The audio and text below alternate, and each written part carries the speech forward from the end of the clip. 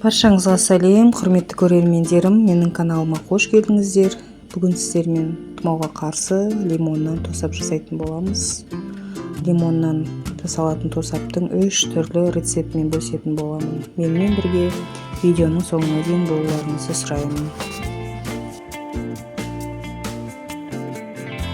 Бізге лимон қажет болады. Лимонның сыртын жақсылап сыртқы бөлігін 2-3 мәрте жуып аламыз. Одан кейін жартылай сақиналап турайтын боламыз. Жұқалап, жартылай сақина түрінде тураймыз.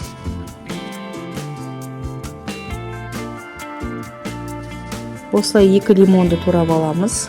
Турап болғаннан кейін таза табиғи майский балдан 3 ас қасық бал қосамыз. Лимонмен жақсылап араластырып қоямыз. Осылай біз үнемі табиғи балмен араластырып қойып қоямыз. Өте оңай және тез дайын болатын тосап, өте пайдалы тосап. Қыстың күні таптырмас тосап. Енді екінші рецептімізді бастаймыз. Лимонымызды жұқалап, жартылай сақина түрінде тағы да турап шығамыз. Бұл жерде жарты килограмм лимон. Оған бірде-бір, негізі вареньеге бірде-бір қант қосамыз. 500 граммға 500 грамм қант қосамыз. 1 килограмм лимонға 1 килограмм қант қосамыз. Жерде 500 грамм лимонға 500 грамм қант қосуымыз керек. Ең алдымен біз 250 грамм қант қосып қойып қоямыз. Араластырып қойып қойдық. Енді үшінші рецептке кірісеміз. Ол үшін тағы да лимонды мясорубкадан өтетіндей қылып 4 бөлікке бөліп шығамыз. Екінші рецепттегі лимонымыз аздап солы шықты. Енді осының үстіне қалған 250 грамм қантымызды қосып, газдың отына қоямыз. Газдың отына қойып, бір бұрқ етіп қайнатып аламыз.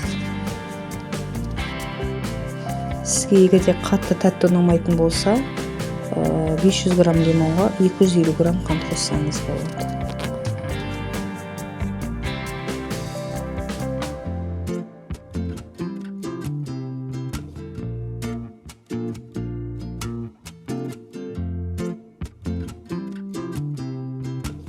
Екінші рецептегі лимон тосабы дайын.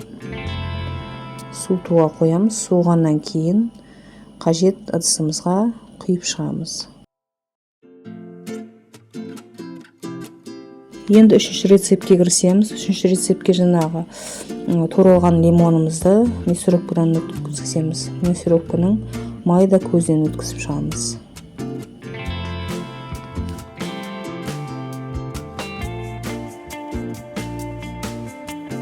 Өткізіп болғаннан кейін бірде-бір, яғни 300 граммға 300 грамм қант қосып шығамыз. Жақсылап қант сеуіп қоямыз да жақсылап араластырамыз. Бұл тосапта дайын.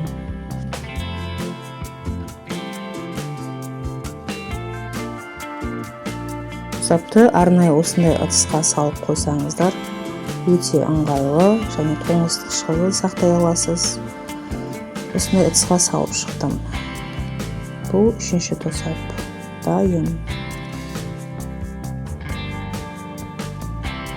Бағанағы қайнатылған лимонды вареньемізді банкіге құйып шығамыз. Суығаннан кейін банкіге, таза құрғақ банкіге құямыз.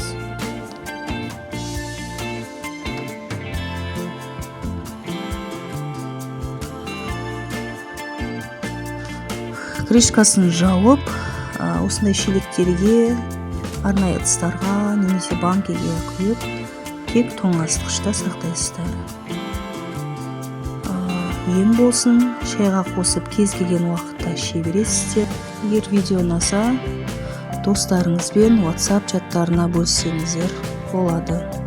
Ең болсын, келесі кездескенше аман сау болыңыздар.